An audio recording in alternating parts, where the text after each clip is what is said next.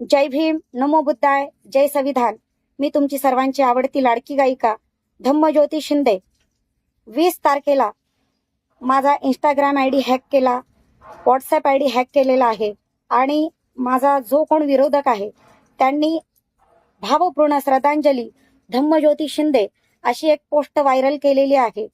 आणि त्यानंतर माझ्या कलावंताचे, माझ्या कार्यकर्त्यांचे तसेच माझ्या नातेवाईकांचे भरपूर कॉल आले आणि मला विचारलं की तुला काय झालेलं आहे.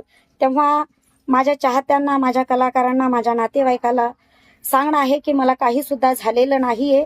मी माझ्या घरी सुखरूप आहे. आणि ज्या पण कोण विरोधकाने हा प्रकार केलेला आहे तो विरोधक काय फार लांबचा नाहीये, तो जवळचाच आहे.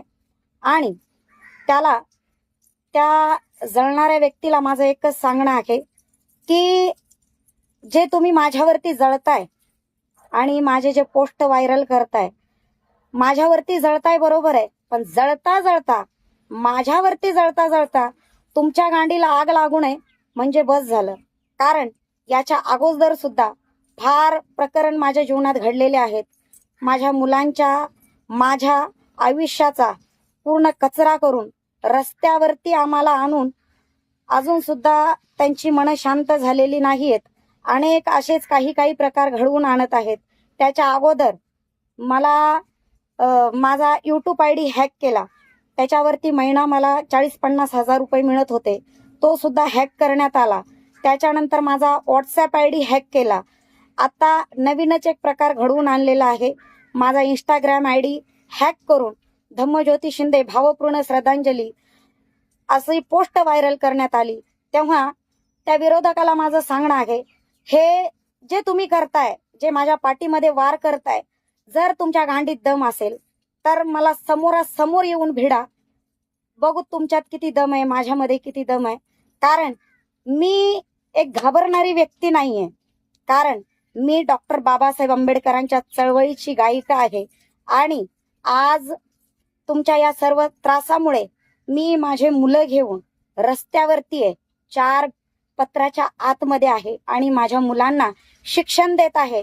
तेव्हा जर तुमच्यात दम असेल तर आम्ही संघर्ष करतोय, आम्ही लढतोय. तुमच्यात दम असेल तर समोर येऊन लढा, समोर येऊन भिडा. परंतु माझे यूट्यूब आयडी, माझी इंस्टा आयडी, परत माझा व्हॉट्सअप आयडी हॅक करून श्रद्धांजली वाहून, मला जिवंतपणे श्रद्धांजली वाहून तुम्हाला काही सुद्धा मिळणार नाही. त्यात तुमचीच बदनामी होणार आहे. परंतु मला खरं तर मरण्याच्या अगोदर कळालं की माझ्यावर किती जनता प्रेम करते, माझ्यावर किती कार्यकर्ते प्रेम करतात, माझ्यावर किती कलाकार प्रेम करतात, माझ्यावर माझे नातेवाईक किती प्रेम करतात, हे मला काल कळालं. मी जिवंत असतानाच माझी भावपूर्ण श्रद्धांजली ज्यांनी वाहिलेली आहे त्याचे मला सगळ्यात पहिले तर अभिनंदन करायचेच आहेत.